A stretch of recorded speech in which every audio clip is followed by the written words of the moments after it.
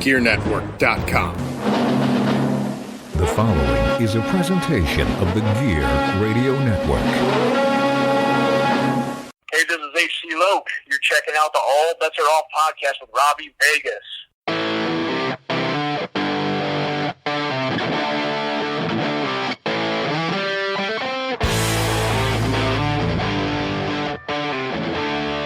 What's up, rock soldiers? This is the rockstar Robbie Vegas bringing you another episode of the All Bets Are Off podcast. Thank you once again for joining me, and thank you guys for listening when I said to follow us on social media at ABAO Pod. We got some new followers this week, which I always love to see. Most of you guys are following on Twitter, but don't forget to give the Instagram some love as well.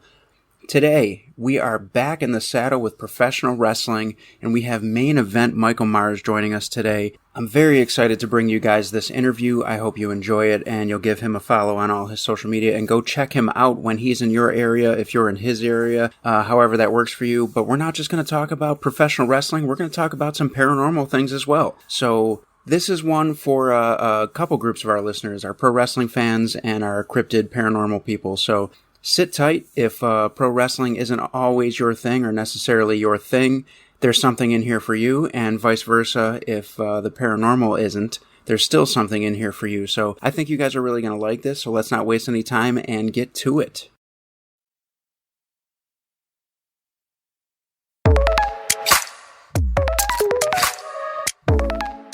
Hey, it's Misty and Liz with Talking Literature. We're sisters who don't know shit about literature, but we love to hang out and talk about the books we've read. You can find us on Facebook and Instagram at Talking Literature and on Twitter at Talk Literature. And look for us wherever you listen to podcasts. So main event Michael Mars, welcome to the All Bets Are Off podcast, man. Thanks for being here today. Hey, thanks for having me, Robbie. I really appreciate it, man. Yeah, of course. And I want to dig in right away, and I want to know how you discovered professional wrestling. How I discovered professional wrestling. Actually, kind of a funny story. I was 9 years old, and I remember we were all getting ready for church. It was Sunday.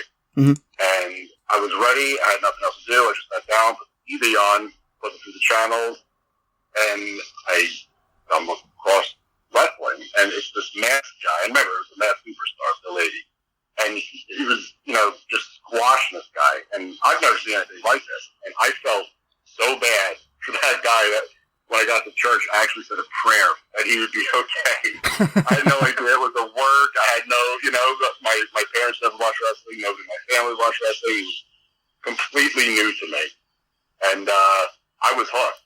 Like, I started looking into it and seeing when it was on. Back then, I think that was 1984. So it was probably All-American or something. What was ever on USA on Sundays. But wow. Yeah, that was my first introduction to pro wrestling. That's really cool. I like that you said a prayer for him. That was really nice of you. Yeah. So back then, from when you started watching it and you were a kid in 84, who were some of your biggest inspirations in the business at that time? Oh, back then I would definitely say Ricky Steamboat, Dynamite Kid, Randy Savage. I loved Barry Windham. It was kind of like all the guys that could really work, that really worked their asses off. Mostly the guys that all held the IC belts. I was a big fan of Tito. Then years later, I actually got to work with him a lot, which was great. Can't say enough good things about him.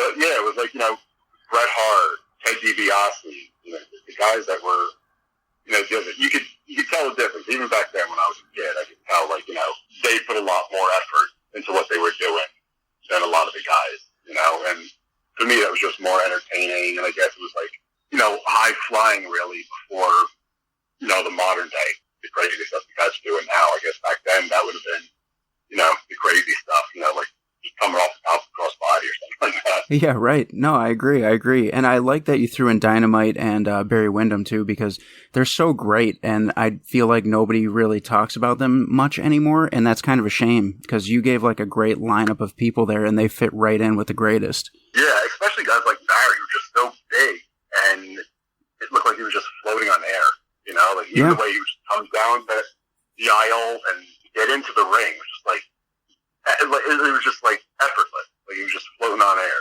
Oh, yeah. Absolutely. He's actually one of my favorites too. And again, like I don't hear anybody else ever drop his name, so that's really cool. Now, when it came time, when did you realize that you wanted to be a wrestler and actually get in the ring? Like, how old were you about then? Well, back when I discovered it in '84, I was 9. I remember I was in 4th grade. Mm-hmm. And then when I was 17, I actually broke into the business. Remember Iron Mike Sharpe? Yeah. Canada's greatest athlete? Yeah. He actually opened up a school where I lived on Jersey Shore, in Brick, New Jersey. And I went down there, and, I met him. I met his partner. Chris Candido was there. This is 91. And I was only 16 then. So they said I had to wait till I was 17. So, the day I was 17, I went back. It took a little bit of convincing for, my parents to sign the waiver. So, still a minor. Yeah. So, after talking to them and, promising, I'd hold down the job and I'd, be the one making all the payments. They accepted it. My dad came down with me. He met Mike. He met a couple of the guys. And, I remember I trained on they were open Monday, Wednesday, and Friday night. I trained on a Wednesday, a Friday, and they threw me on their school show that Saturday. Wow. And I had absolutely no business being in that ring. It was terrible. I can't even bring myself to look at the tape now. It's so old. It's a VHS. So I don't even know where I found the VCR anyway. It's probably a good place. It's just embarrassing. I remember I had blue biker shorts, mismatched top. I had to borrow somebody's boots. They didn't have time to order gear. They told me the day before, we're going to throw you on the show. So it was these terrible red boots. It was horrible. It was horrible. What was the thought behind throwing you out there so fast? Robbie, your guess is as good as mine. I'm thinking they needed bodies. I'm thinking they needed enough guys to put a whole card together. Yeah. But, it was, sink or swim. I think I did about 14 hip tosses in that match. It was terrible. I actually worked Mike Sharpe's partner, the guy Tom Rumsey, and I actually worked his son. And, back then, I'm thinking, terrible, this is terrible. And, I watch it back, I was like, yeah, you know what? This is not good. So how long after that match did you actually, have another match, or were they just using you from that point on? Yeah, they did. They ran shows there every 2 weeks. And when I say shows, I'm talking maybe, 25, 30 people. Oh, okay. So it's this little school. But, it was experience in front of people. And then I guess about a year later is when I had my first paid show. And I was definitely ready by then. Mm-hmm. There was this guy, he came down to the school to train. His name was Jeff Buchanan. And he was like a fencer for the Maccabean games. He was raising money for these games. And what he did was he threw a show in the cul-de-sac in front of his house. And he probably had 400 or 500 people at this thing. And I think he was selling tickets for like $100 a pop. It was ridiculous. But he had Iron Mike Sharpe on it. He came down to his school to train. And he saw me and my buddy Mike Morado, who worked under the name Ace Darling. And he asked us, he's like, hey, man, you guys are great. You want to, be on this show? We're like, yeah, absolutely. It was our first paid gig. But he had so many old-timers on. He had Iron Sheik, Nikolai Volkov, Killer Kowalski, Baron Von Roschke, Baron Mike Cicluna. So many old guys from the 70s. Wow. And, we did this first show, and, he paid us $100. We were like, wow, this is great. Then little did we know, like a month after that, we started getting regular bookings from, Jersey and Pennsylvania promoters. I'm like, hey, what'd you get? He's like, what'd you get? I'm like, I didn't get $100. He's like, no, me neither. I was like, I guess this is the business. We got spoiled our very first show. Yeah, right, of course. But, yeah. But then Mike Sharpe at that point was still doing TV. So they would call him and say, can you bring 4 or 5, 6 guys TV with you this week? So we would do Monday, Tuesday, Wednesdays. We do Raw, then Superstars, then Challenge. And that was a great experience, working in front of those big crowds in those big arenas. And, just from there, we started getting booked all over the place in Jersey, Pennsylvania, Delaware, that tri-state area up here. And back then, indie wrestling was good. They were doing, high school gyms with, 1,500, 2,000 people in them. Nothing like it is today. Yeah, right. Now, when you first, started taking bookings and got into the business, what were some of the goals that you were setting for yourself just at that point in time? My goals were, I was always a smaller guy. When I broke in, I was probably 165 pounds soaking wet. And, back then it was a big man business, so I was happy just getting booked, and just doing shows and traveling and seeing new places and stuff like that. But, probably just like anybody breaking in, I would have loved to have gotten signed and had a contract and been on the road and, did it full time. But like I said, back then, 92, 93, 94, like it was just, big guys. And I guess, it just wasn't in the cards. I mean, I never thought, I'm going to be world heavyweight champion. I knew, in my head I wasn't big enough. But I don't think I started putting weight on and size on until I was probably about 30 years old, I guess. And I would try to eat everything. Mm-hmm. Anything to put weight on. But now I'm probably considered one of the bigger guys. I'm about 225. And a lot of these guys in these shows now, you see them, they're, 150, 160. I was like, man, if I only broke in 20 years later, I would have been fine. Trying to keep up with these young kids now. So. Yeah, I mean, it's funny to hear you say, that you were one of the smaller guys then, because when you first said that, you can't see me right now, but I looked puzzled because I was like, really? I thought you were a big dude. Yeah, by today's standards, sure. Right. I mean, you mentioned working with like Tito and a few other names, but who were some of your favorite opponents over the years from then to now? I would have to say probably my all-time favorite, Rock and Roll Express. Like, I loved them growing up, and they were smaller and just huge stars in the '80s. And I finally got to work them. That was great. That was just, and it's great when these guys that you idolize as kids and you finally get to meet them, that they're actually good dudes. Like they say, don't meet your heroes or whatever. But a lot of these guys, I would say 95% of these guys that I've met are great. Real friendly, nice guys. But, I love working with him. I love working with Tito, Honky Tonk Man, Greg Valentine, Beefsteak, Jeff Jarrett, Crush, Zoink.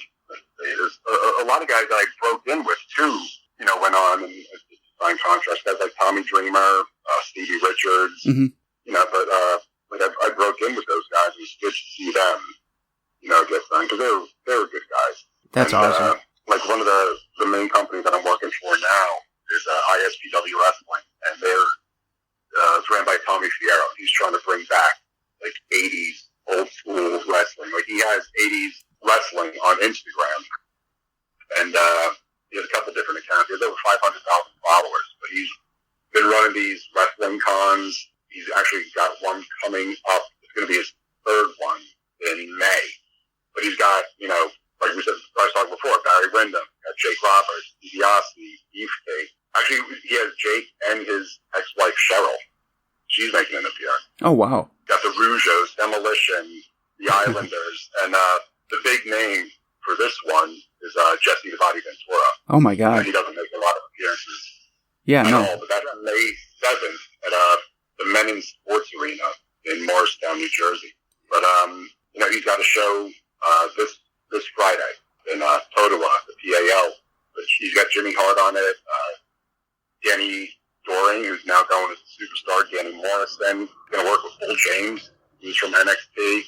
But yeah, he's got a lot of veterans, but he's got a lot of new upcomers too. It's kind of a mix of both. He tries to give a little something for everybody's taste. But that's pretty much what I'm doing now.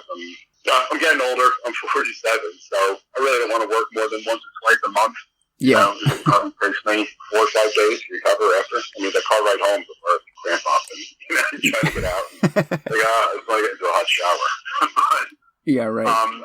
But he's great, and he's I think this is going to be his 4th show. But he's been drawn easily over 500-600 people each show. I mean, his shows are really good. He's got a big following on social media, and he's got a lot of big things planned. I'm glad he's gotten in with him. I've known Tommy, since probably 92, 93. You know, we all kind of broke in together. But I'm glad to be in on the ground floor of this company. It's really good. I was actually talking to you about that. Yes. When we first started talking. I would love to work there. I've been watching, and even the guys that I ride with, I told them to watch, and like follow on social media and all that stuff. And there's 3 of us total, and we were like, how great would it be to go out there and run our stuff out there? But I'll talk to you more about that when we're not. Yeah, absolutely. And speaking of favorite opponents, 2 months ago, he had me in the ring. He wouldn't tell me who I was working with. He said, just go out there, cut a promo, challenge anybody in the back. And I'm thinking in the background, like, that never works out good. The guy that makes a challenge. Worked out real good for the honky tonk, right? So he had the guy hidden in a blacked out SUV. So I go out there, I cut my promo, challenge anybody. All of a sudden music hits. He's like, comes to the ring, he's got a hoodie on, pops it off, and it's Enzo Amore. Oh my God. I was like, holy crap, man. So, I mean, every show he kind of does some big surprise. And I think, the people are digging it. The word's getting out there, and it's a really professionally ran company. That's really cool. I actually saw recently, I think, on a flyer, one of my favorite opponents that I've ever had, H.C. Loke. And he's really good dude. Yeah, really he's amazing. Dude. He's absolutely amazing. And I've faced him in triple threats and singles and multi-man tags and all this stuff. And he's always one of my favorites. Yeah, he's a really good guy. He was there last month. He'll be there again tomorrow. Oh, okay. Tomorrow night. Yeah. Very cool. We're going to have a talk after this. Sure, absolutely. No problem. So, we talked about some of your favorite opponents, but, you've been in the business a very long time. So would you say that you still have a list of people that, you'd like to check off, whether they're like up and comers that you're like, oh, I'd really like to work with him and teach him something, or maybe a couple of guys who you haven't been able to connect with who've been around just as long as you? Yeah, that's a good question. I really don't watch current product a lot. I'll catch some here and there, or I'll see, clip on social media. I would love to work, maybe somebody like a Darby Allin or an MJF. That'd be great to work with them. Oh, yeah. I think he's probably like the top heel in the business right now. I mean, he's got, the charisma, he can talk, he can work, and, that he's got the it factor, like he just comes out and, people hate him. Oh, for sure. And then, like today's day and age, like nobody wants to be a heel. Like they want to be a heel, but they want to be a cool heel. They want to be cheered. Yes. And they're afraid of getting heat. But that guy, he understands it. Being a heel, you want people to hate you. You don't want people to like you. If you want people to like you, you babyface. Right. But he gets it. So I would love to work with him. He's great. I like that. That's a good solid pick. Hey everybody, this is Lauren Marie Taylor, creator and host of the Not the Final Girl podcast. Okay, so every horror fan remembers the final girl, right? The one who can outrun and outsmart the Jasons, the Michaels, the Chuckies. I think you get it. But what about the girls and, the guys who met with an untimely end? Those of us who were tortured and tripped, dragged and killed. Don't we deserve some props? As Vicky in Friday the 13th Part 2 and Sheila in Girls Night Out, I know what a drag it is to succumb to those masked and wardrobe-challenged killers, to not be the final girl. On my new podcast, I'll be chatting with other women of horror who share the same fate. Special guests include those final girls as well as the writers and directors who created our characters, only to give us an early expiration date. And if they play nice, we'll let some of those crazed killers of horror tell their side of the story. So join me, Lauren Marie Taylor, on the Not the Final Girl podcast. Be sure to hit that subscribe button so you get the alerts when the episodes drop. Thanks for listening. Keep your doors locked and stay out of the woods.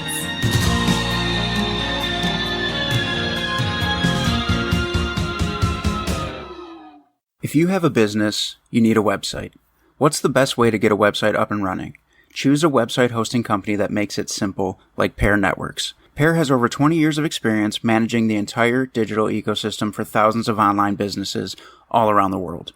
Pair makes it easy for you with do-it-yourself website building tools and features, including simple drag-and-drop page design. And they have guaranteed U.S.-based support technicians ready to help you whenever you need it, 24 hours a day, 365 days a year. Right now, when you sign up with Pair Networks, you'll receive 1 free month of web hosting. See for yourself how easy it is to build your website for free. Visit pair.com/free to get your month of website hosting for free by using the code QUICKSTART. That's pair.com/free, promo code QUICKSTART to get started today. Now, the crazy thing about me and you talking wrestling right now is we originally started talking because you heard me on the Confessionals podcast, which is about paranormal experiences, because you believe in the paranormal also. Yeah, absolutely. I remember I have a couple stories. You know, I remember one day, we were way out in Pennsylvania. So it was me, Ace Darling, Nova, and ECW, his brother. We were driving. It's like 1, 2 o'clock in the morning. And I remember I'm driving. I forget who was next to me. I think Ace was next to me, and then 3 guys in the back. We're driving, and all of a sudden, at the same time, we all said, "Holy shit!" And they're like, "Did you see that?" I'm like, "Shh!" I'm like, "Stop!" I'm like, "Don't anybody say anything." I'm like, "On the count of 3, everybody answer this question." I'm like, "What did we all just see?" At the same time, everybody said UFO. Wow! And it was like this fluorescent green, almost like a dick kind of oval egg-shaped thing. Yeah. And I remember it just shot from the left to the right, almost like a 45-degree angle. It was the fastest thing any of us have ever seen. Like, nothing can move that fast.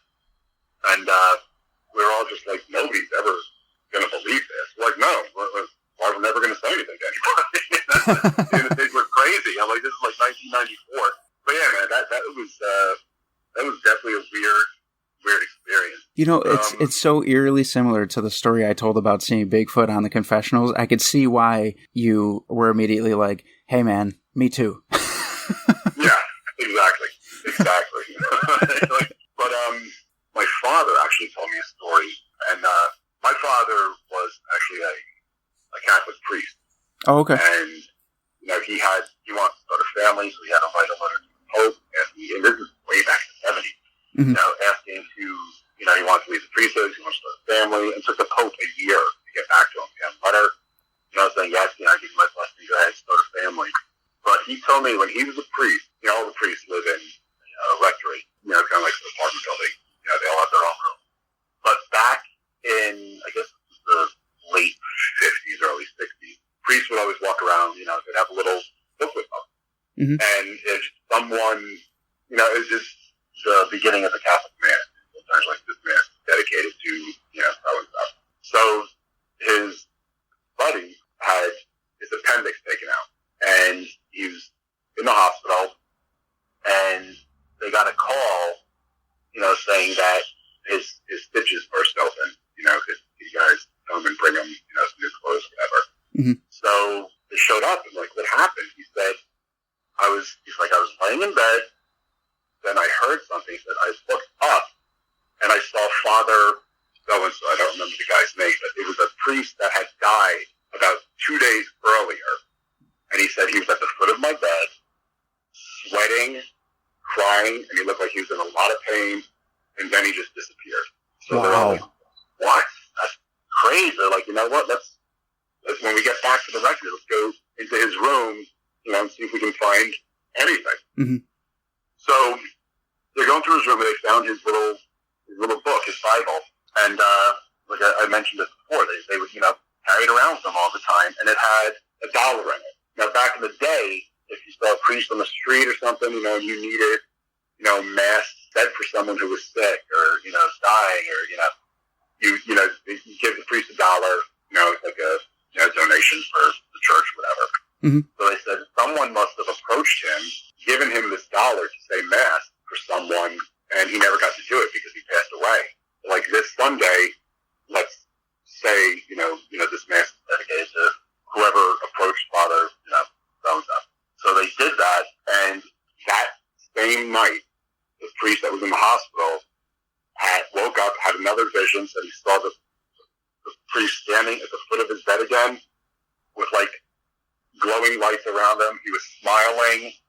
He looked, like impeccable. His hair was done, smiled, and then just disappeared again. Wow. And that, every time I tell a story, it gives me goosebumps. My father wasn't, a man that, made stories up or, told tall tales. He was a real serious, he joked around, but, he didn't, tell you stories just to scare you or anything like that. But, that one always got me. That's insane. One, was pretty crazy. What's funny is when you were like halfway through it, there was a huge like pound on the wall behind me out of nowhere, and it scared the crap out of me. Uh-oh. Time to say some prayer. Yeah, I don't know what just happened there, but the timing was just like, whoa.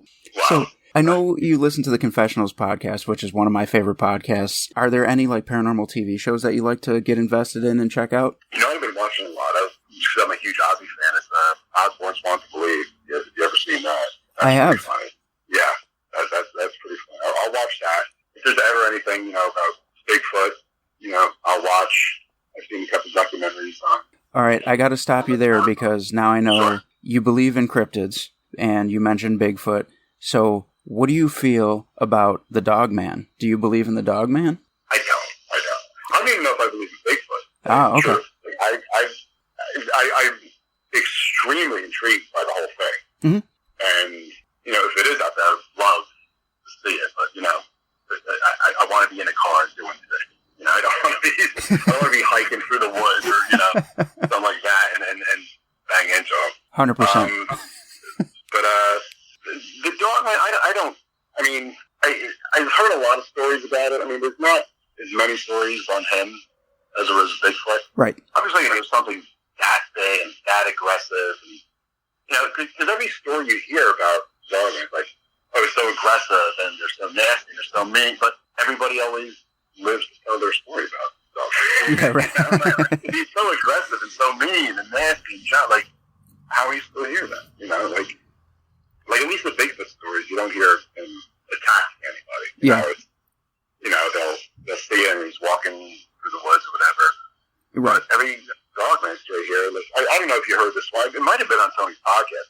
There was a guy walking, through the woods, and the Dogman started chasing him, and he actually had to jump a fence into a backyard, and he dove into a pool. Oh yes, I did hear that one. Yeah. Yeah, and he hung. I forget how it ended. He hung out under the water until he thought it was safe to come up. First of all, they're Dogmen. Couldn't they just I imagine they would have great smells like a dog. Right? Right. Okay, well the scent ends here. Oh look, there he is. Yeah, right. So the Dogmans are just much harder for me to believe than the big. I could see a Bigfoot exist. Yeah. They're discovering how many new species of things every single year. Of course, yeah.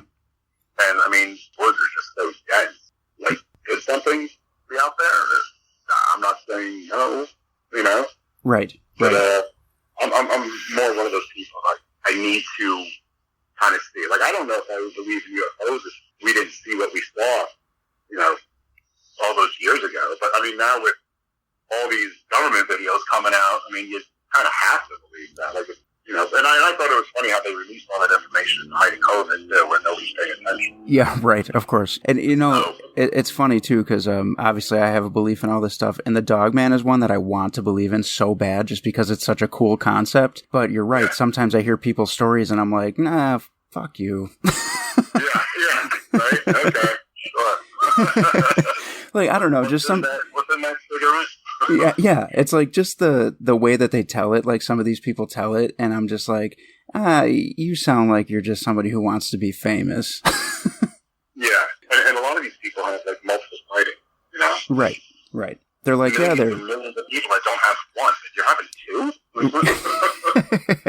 You just start constantly carrying your camera around with you? Right. I heard somebody on Tony's podcast that said there was a family of dogmen that basically lived in their backyard, and I was like, give me a fucking picture. Take your phone is with you all the time. Film these bastards. Yeah, I buy some security cameras, put up a game cameras, and just prove it. Right, exactly. So have you ever done any kind of like paranormal investigation on your own, like, maybe like a ghost hunter-esque kind of thing?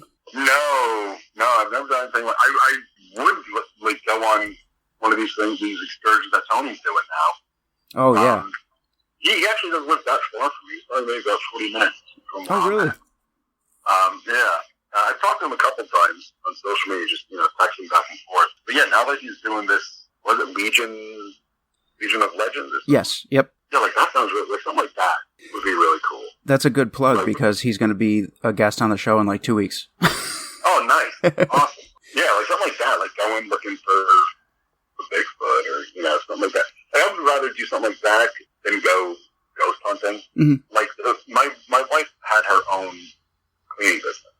Mm-hmm. And one of her clients was an attorney's office, and it was in Trenton, New Jersey. Probably took about 20 minutes to get to from where I'm at in Pennsylvania. But this building was built in the 1800s. Old building.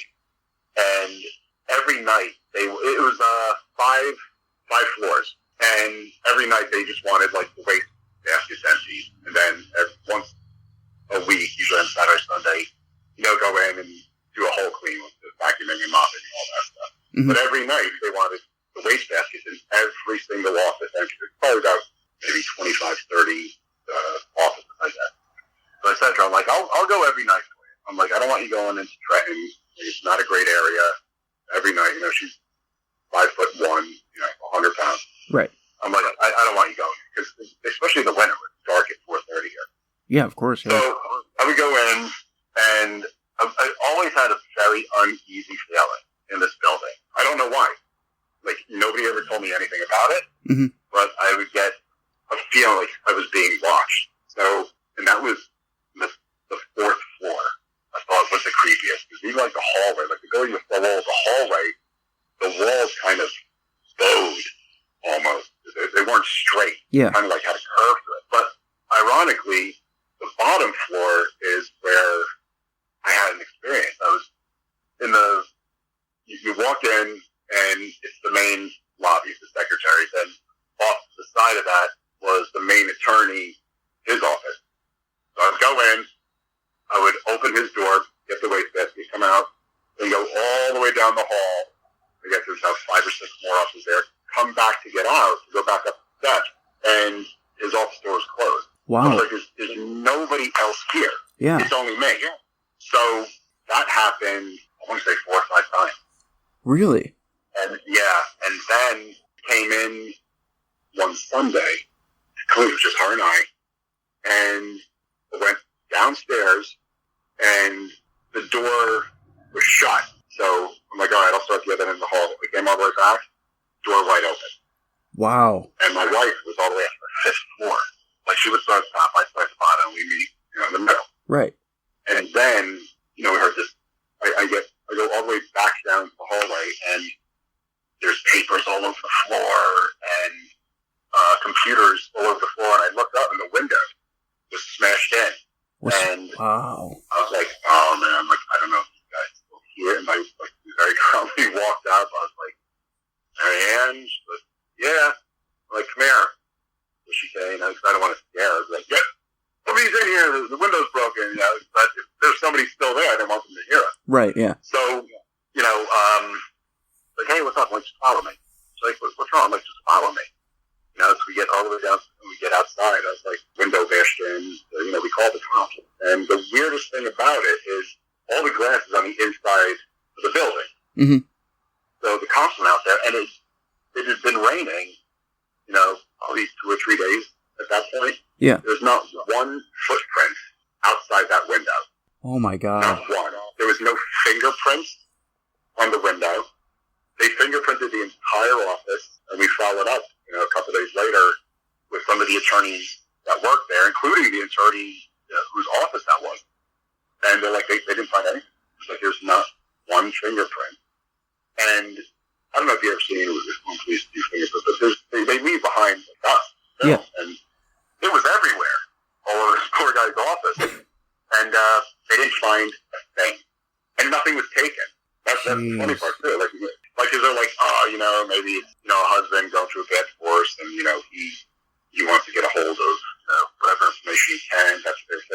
Yeah. Because he was the only divorce attorney there. Everybody else, it was like real estate.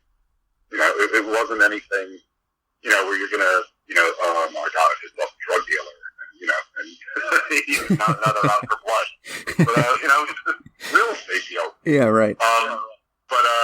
Yeah, man, that was the freakiest thing. Like, how did it happen? Like, there's no fingerprints and there's no, you know, footprints. Anyway, and you saw the footprints from the cops. I mean, because they said it was raining 2 or 3 days. Right. Like, there definitely would have been footprints out there.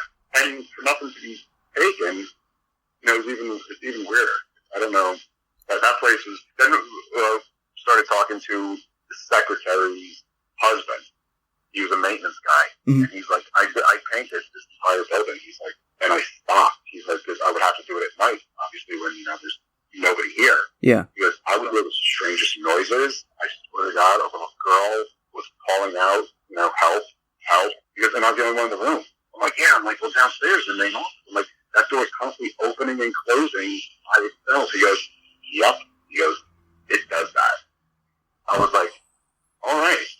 I think they actually merged with another office in Jersey. They actually wound up closing that office. So, like, you know what?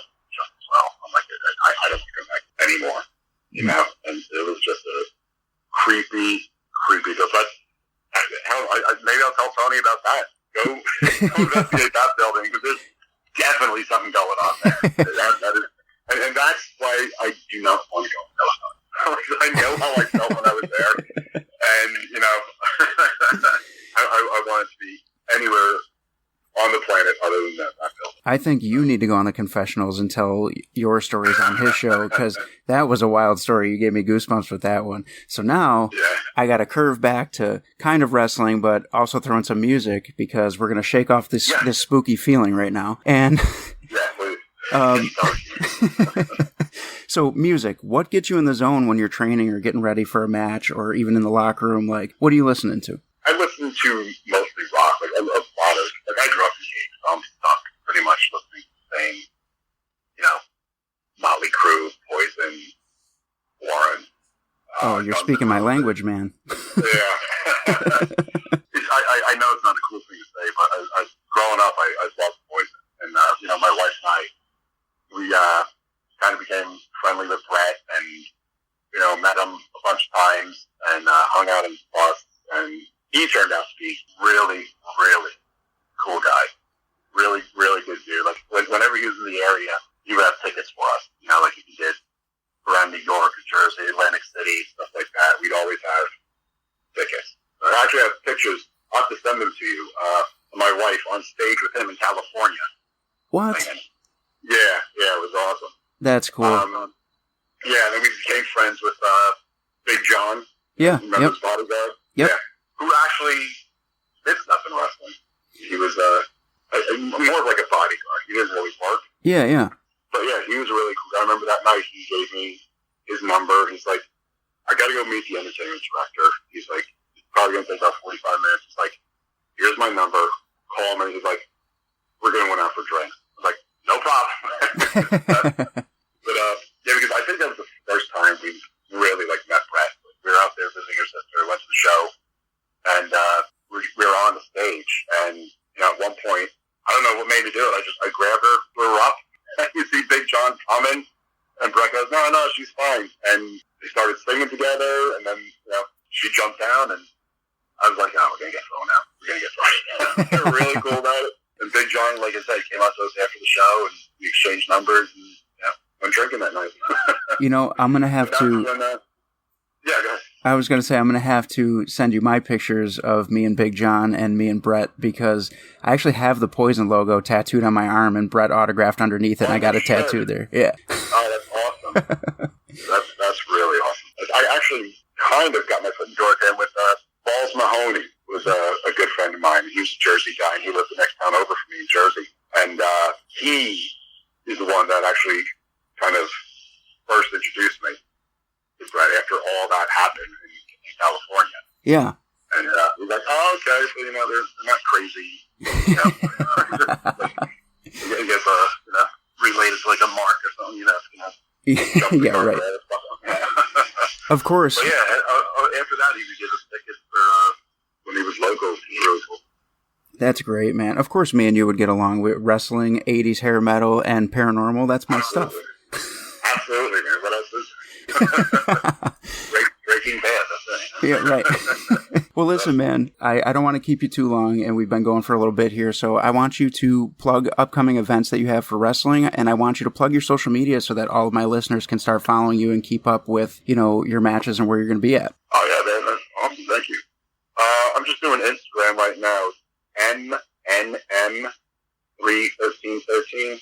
Just the letters NN as in Nancy, M31313. Upcoming date that I have right now for ISPW, like I said, they're the main company that I'm working for right now. Mm-hmm. It's this Friday in Totowa, New Jersey, and then we have I'm actually trying to pull up these dates right now. Bear with me. Yeah, they're running once a month. Right? It's ISPW Wrestling on Instagram, and then 80s Wrestling on Instagram. You get all the information there. But like I said, May 7th, that's the convention, and he's got a show that night after the convention. Actually, I think me and my tag partner, I don't know if you know, you've been invisible. You know King Kalua, Mike Kalua? I do, yeah. Yeah, we started teaming up last show, and we worked with the Now, new upcoming tag team. We're actually going to be working with them tomorrow night in a three-way, me and Kalua versus the Now versus Cheeseburger and LSG. I love it. And that's for the tag belts, the Crown ISPW Tag Champ. But yeah, it's tomorrow. Then we got February 18th for ISPW. It's in Butler, New Jersey. And I got the next night, February 19th, down in South Jersey. It's actually a new company that's starting. Then ISPW again, March 25th, April 30th. April 30th is actually the Middlesex County Fairgrounds, which is going to be cool. And then, May 27th, the convention, and then the show that night. But he's running once a month. And yeah, man, check them out on Instagram. They're a really good company to work for. Awesome, man. Well, thank you so much for doing this. I truly appreciate your time, and this was a lot of fun. And I love your stories, man. You're a good storyteller. Oh, thank you. I appreciate you having me, man. It's really cool of you. And I'm glad I reached out to you after I heard you on Tony's podcast. And I appreciate that too. And I will tell you this: I would like to have you back on sometime when maybe we'll talk some horror movies or some 80s metal shows that we do. We can have you come back on for those. Oh, that'd be great, man. Yeah, I'd love to. Thank you so much. Appreciate it. Appreciate everything. All right, rockers, that was Main Event Michael Mars, and you can check him out at ISPW in New Jersey. So keep an eye out for them. They're doing big things, and he's been around a long time, and you can check him out anytime they have a show, and follow him on social media for any upcoming events, flyers, posters. And it was really cool to talk some paranormal stuff. You don't get a lot of diversity usually with the wrestling interviews, where it's either just wrestling, or we'll throw in a little music, or we'll ask about horror movies, but he's got some great creepy stories. And so we also dropped the bomb on you that Tony Merkel from the Confessionals podcast is going to be coming on in a couple weeks too. So keep your eyes open for that, and we will see you next week on the All Bets Are Off podcast.